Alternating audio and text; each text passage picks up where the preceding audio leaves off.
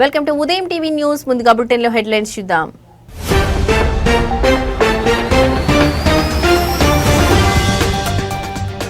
పెద్ద మొత్తంలో చెల్లింపులు చేసే వారికి గుడ్ న్యూస్. యూపీఐ లిమిట్ భారీగా పెంపు.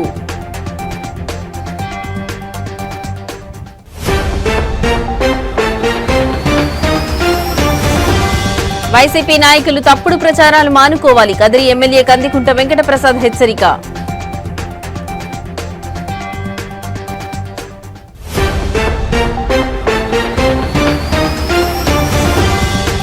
యూరియా కోసం రోడ్డెక్కిన రైతులు. సత్యసాయి జిల్లా కలెక్టరేట్ ఎదుట అన్నదాతల ధర్నా.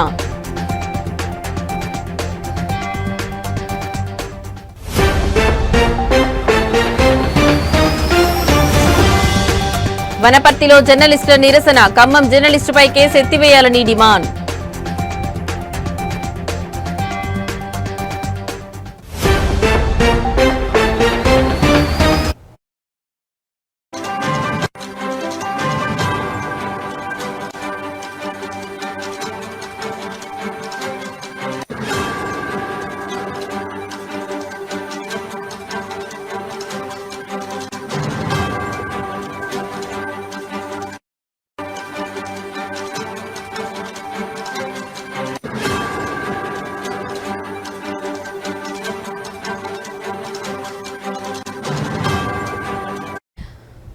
రైట్, ఇక బ్రేకింగ్ న్యూస్ చూస్తున్నాం. యూపీఐ ద్వారా పెద్ద మొత్తంలో చెల్లింపులు చేసే వారికి శుభవార్త. తరచూ లావాదేవీల పరిమితి సమస్యను ఎదుర్కొనే వారికి national payments corporation of India ఊరట కల్పించింది. ఎంపిక చేసిన కొన్ని కీలక రంగాల్లో రోజువారీ లావాదేవీల పరిమితిని ఏకంగా 10 లక్షల వరకు పెంచుతూ నిర్ణయం తీసుకుంది. ఈ కొత్త నిబంధనలు ఈ రోజు నుంచి అమల్లోకి వచ్చాయి. ఇంతకుముందు పెద్ద మొత్తంలో బీమా ప్రీమియంలు, పెట్టుబడులు లేదా ఇతర ఖర్చులు చెల్లించాలంటే లావాదేవీలను విభజించాల్సి రావడం లేదా చెక్కులు, బ్యాంకు బదిలీల వంటి పాత పద్ధతులను ఆశ్రయించాల్సి వచ్చేది. ఈ ఇబ్బందులను తొలగించి అధిక విలువైన లావాదేవీలను డిజిటల్ బాట పట్టించేందుకే ఈ మార్పులు చేసినట్లు ఎన్పీసీఐ స్పష్టం చేసింది. అయితే ఈ పెంచిన పరిమితులు కేవలం వ్యక్తుల నుంచి వ్యాపారులకు చేసే చెల్లింపులకు మాత్రమే వర్తిస్తాయి.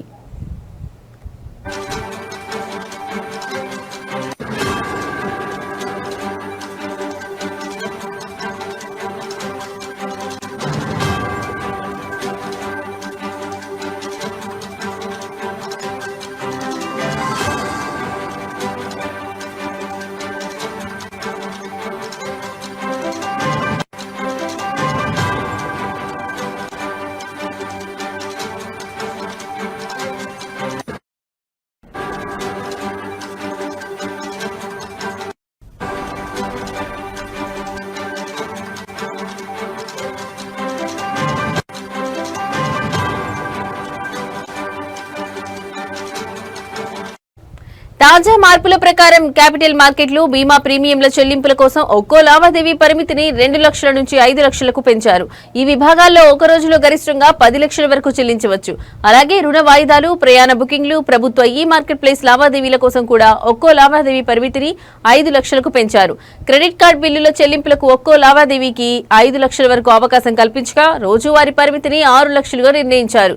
నగల కొనుగోళ్లకు లావాదేవీ పరిమితిని 2 లక్షలకు, రోజువారీ పరిమితిని 6 లక్షలకు పెంచడం ద్వారా వినియోగదారులకు కొంత వెసులుబాటు కల్పించారు.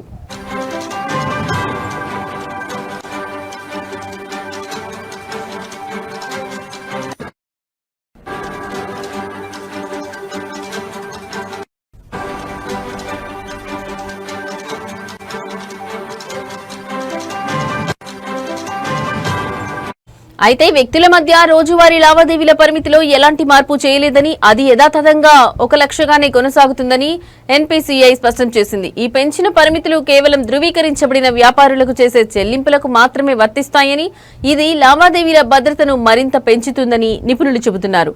ఈ నిర్ణయాన్ని ఫిన్టెక్ సంస్థలు, పారిశ్రామిక వర్గాలు స్వాగతించాయి. వినియోగదారులు ఎలాంటి అదనపు ప్రక్రియ పూర్తి చేయాల్సిన అవసరం లేకుండానే ఈ కొత్త పరిమితులు ఆటోమేటిక్ గా వర్తిస్తాయని ఎన్పీసీఐ తెలిపింది.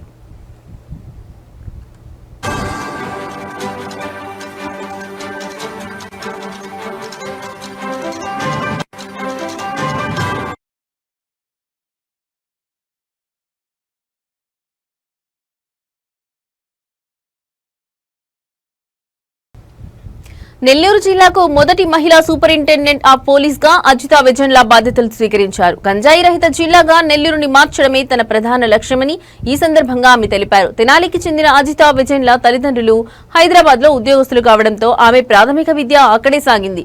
నెల్లూరులో ఇంటర్ చదివిన అనంతరం చెన్నై ఐఐటీలో మెకానికల్ ఇంజనీరింగ్ పూర్తి చేశారు.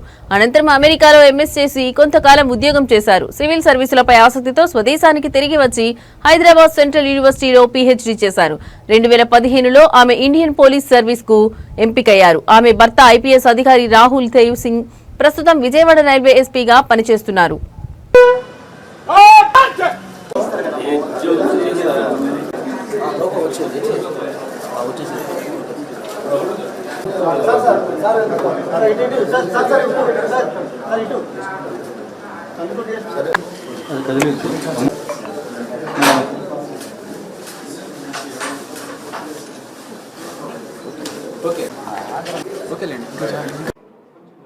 ఇక్కడ సమావేశమైన మన మీడియా మిత్రులందరికీ అభివందనలు. నేను ఎస్పీ నెల్లూరుగా ఛార్జ్ తీసుకోవడం జరిగింది.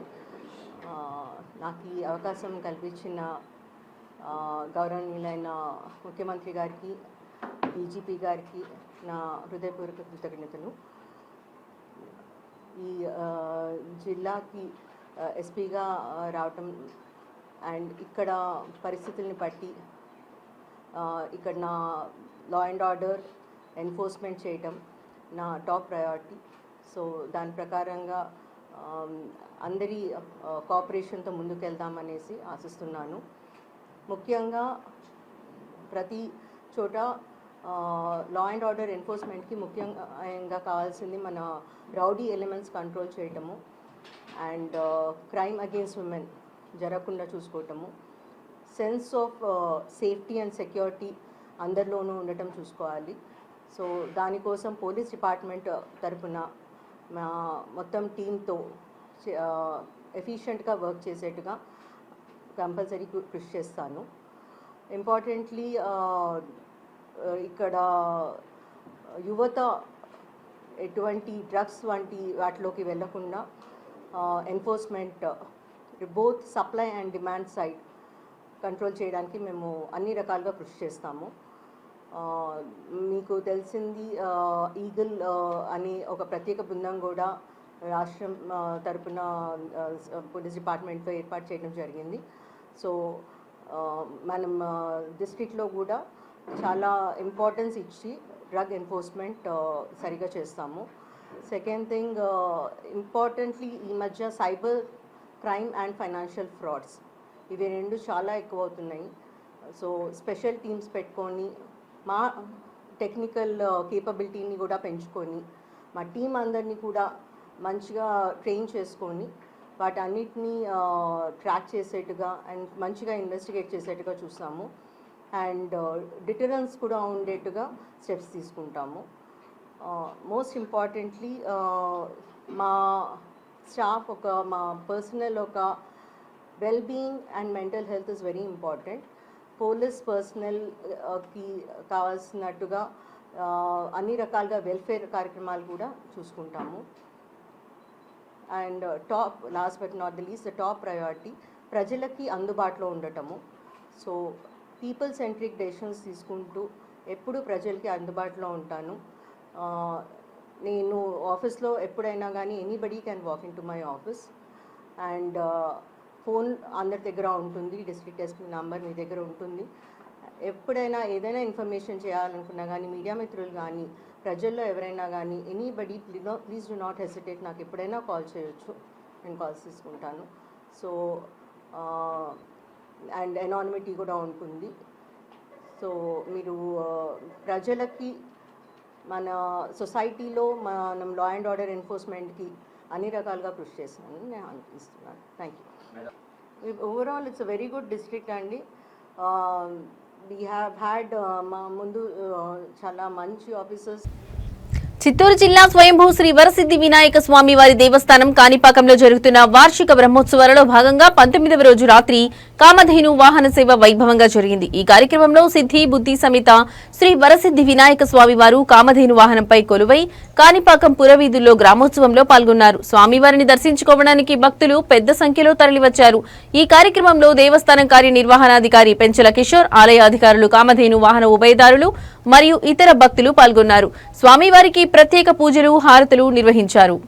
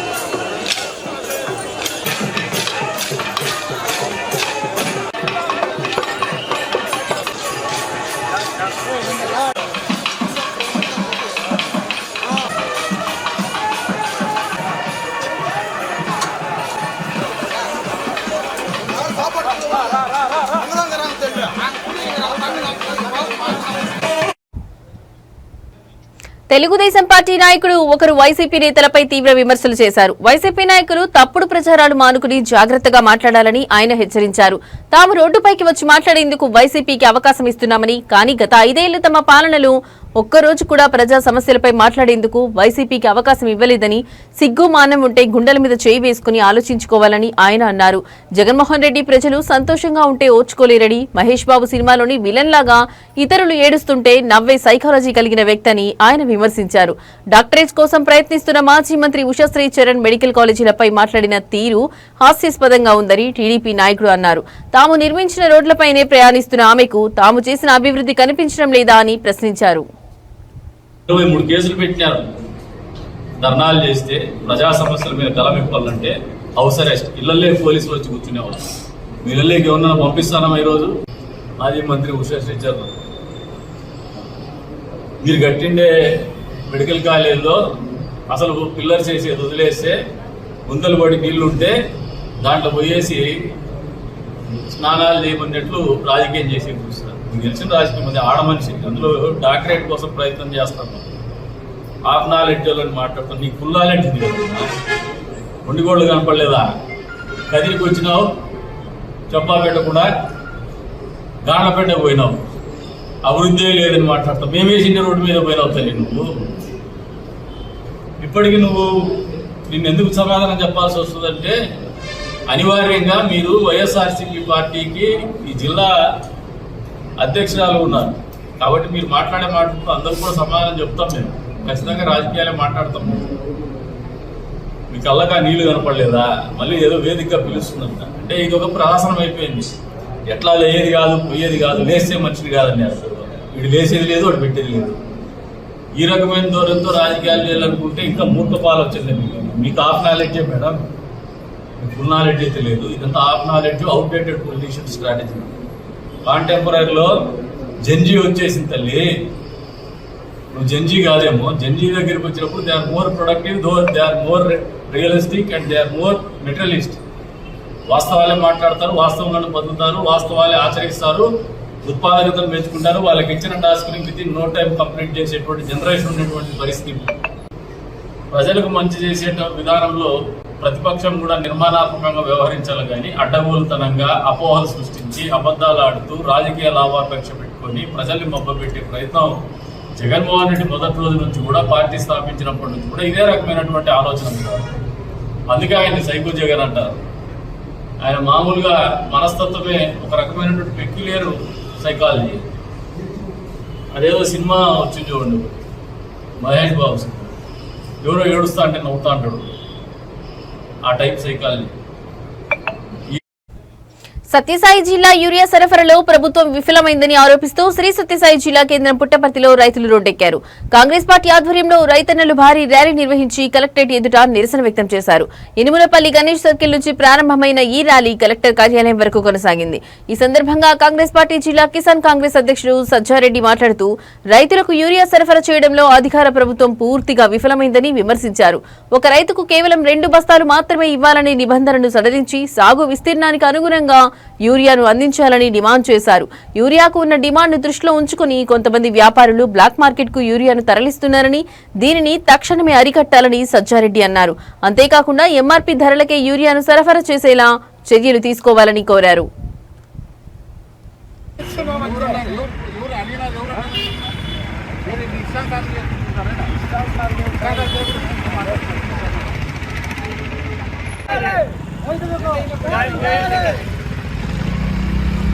రైతుల సమస్యలను రైతులకు నష్టపరిహారాన్ని రైతులకు నష్టపరిహారాన్ని రైతులకు నష్టపరిహారాన్ని కిసాన్ కాంగ్రెస్ కిసాన్ కాంగ్రెస్ కిసాన్ కాంగ్రెస్ రాహుల్ గాంధీ షర్మిలా రెడ్డి రాహుల్ గాంధీ ప్రియాంక గాంధీ కిసాన్ ఎరువుల పంపిణీ కార్యక్రమంలో కొంత వ్యాప్యము అవకతవకలు జరుగుతుంది కాబట్టి మేము రైతుల తరఫున కాంగ్రెస్ డిస్ట్రిక్ట్ చైర్మన్ సజ్జారెడ్డిగా నేను ఇక్కడ రైతులకు వాళ్ళ భూములు ఎవరైతే పంటలో అధికంగా పెట్టింటారో వాళ్ళ యొక్క భూముల పరిమితిని బట్టి ఆధార్ కార్డు ఒకే వ్యక్తికి ఒకే మూట ఇస్తూ ఉన్నారు. అది కాకుండా ఆ భూమి పరిమితిని బట్టి వాళ్ళకి ఎంత కావాలంటే అంత కూడా యూరియాలు పంపిణీ చేసేదానికి మేము కలెక్టర్ దగ్గరికి వచ్చి మేము వనపర్తి జిల్లా TUWJ 143 యూనియన్ అధ్యక్షుడు అల్లెం నారాయణ పిలుపు మేరకు వనపర్తి జిల్లా కేంద్రం రాజీవ్ చౌరస్తాలో జర్నలిస్టులు నల్ల బ్యాడ్జీలు ధరించి నిరసన తెలిపారు. ఈ నిరసనకు యూనియన్ జిల్లా అధ్యక్షుడు బక్షి శ్రీధర్రావు నాయకత్వం వహించారు. యూరియా కొరతపై వార్త రాసినందుకు Khammam T news bureau chief సాంబశివరావుపై పెట్టిన అక్రమ కేసులు వెంటనే ఎత్తివేయాలని వారు డిమాండ్ చేశారు. నిరసన అనంతరం జర్నలిస్టులు జిల్లా కలెక్టర్ ఆదర్శ్ సురభికి వినతి పత్రం అందజేశారు. యూనియన్ జిల్లా అధ్యక్షుడు బక్షి శ్రీధర్రావు మాట్లాడుతూ రైతుల యూరియా కొరత సమస్యపై వార్త రాసినందుకు సాంబశివరావుపై పోలీసులు కుట్రపూరితంగా నాన్ బెయిలబుల్ కేసు నమోదు చేయడాన్ని తమ సంఘం తీవ్రంగా ఖండిస్తుందని చెప్పారు. జర్నలిస్టుల స్వేచ్ఛను అణచివేసే ఈ చర్యను ప్రభుత్వం వెంటనే ఉపసంహరించుకోవాలని ఆయన డిమాండ్ చేశారు.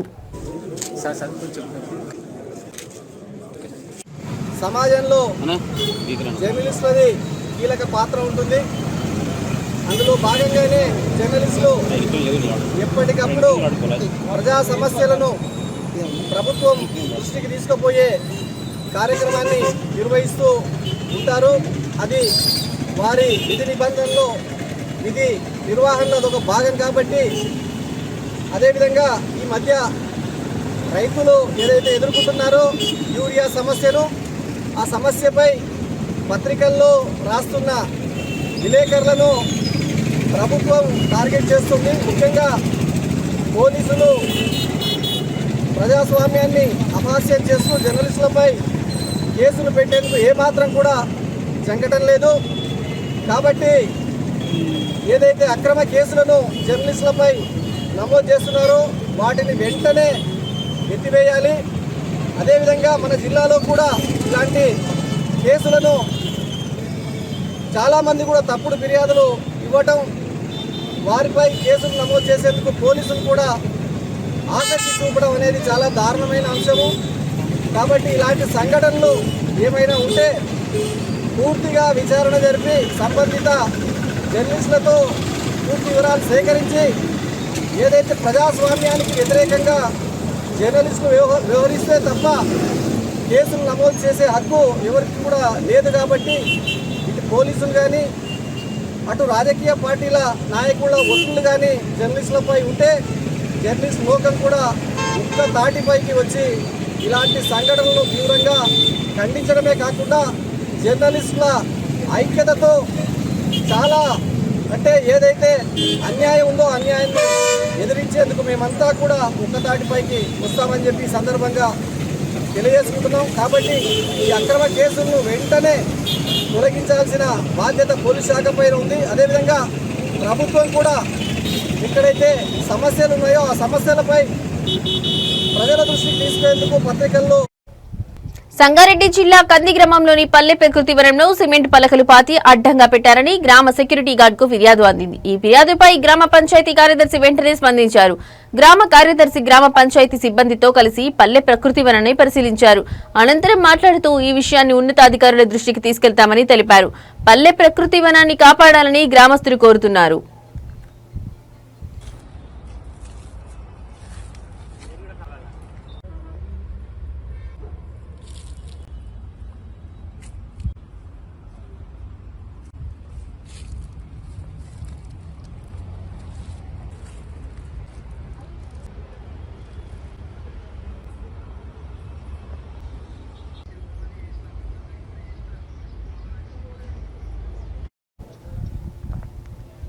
ముందుగా మన దేశ ఆర్థిక వ్యవస్థను మరింత పారదర్శకంగా సమగ్రంగా మార్చేందుకు కేంద్ర ప్రభుత్వం తీసుకువచ్చిన జీఎస్టీ వస్తు సేవల పన్నుపై అవగాహన కల్పించడానికి ఈ సదస్సు జరపడం ఆనందంగా ఉందని బీజేపీ ఎంపీ రఘునందన్ రావు తెలిపారు.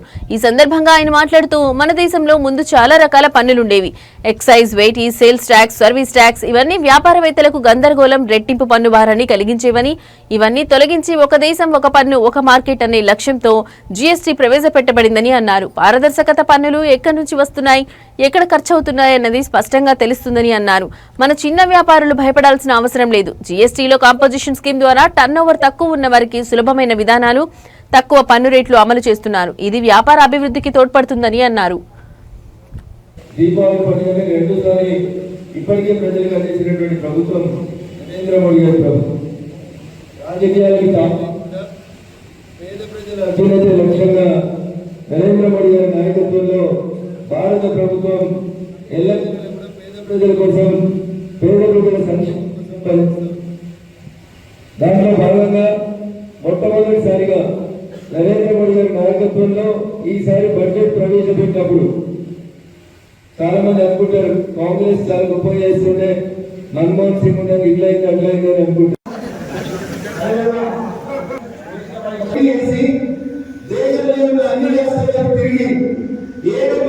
మేధావి చెప్పినటువంటి మన్మోహన్ సింగ్ గారు కనీసం సంవత్సరానికి 50,000 పెంచినా వారు 10 సంవత్సరాల టెన్యూర్లో అది కాస్త 7.5 లక్షల దాకా పెరిగింది.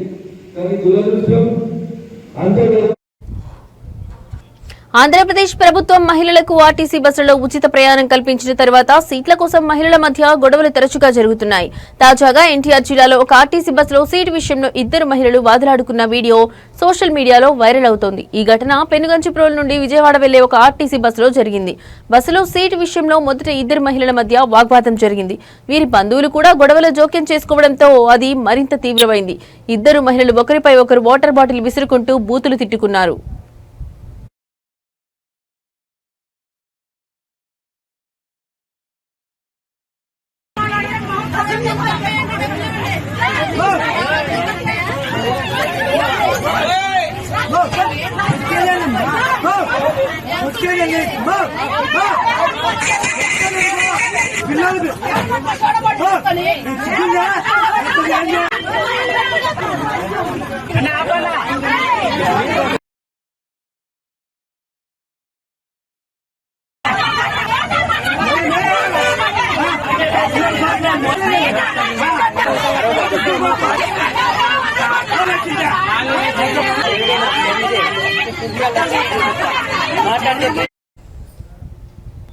పల్నాడు జిల్లా చిలుకలూరుపేటలోని వివేకానంద కాంప్లెక్స్ లో సెప్టెంబర్ 13న నిర్వహించిన కార్యక్రమంలో ఖమ్మంలోని నేచర్ యానిమల్ కేర్ సెంటర్ కు చెందిన శ్రీమతి పద్మా యాదవ్ కు ఉత్తమ జాతీయ శ్రీ సాయి ప్రజాసేవ రత్న పురస్కారం 2025 అందజేశారు.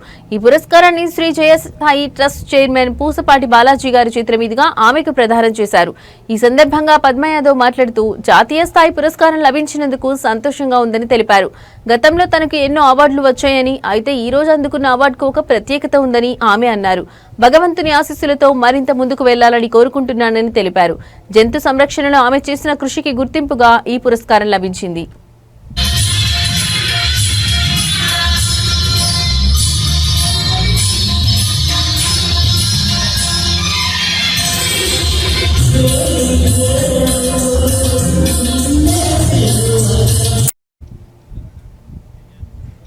ఇవి ఇప్పటివరకున్న బులెటిన్ అప్డేట్స్. నమస్తే.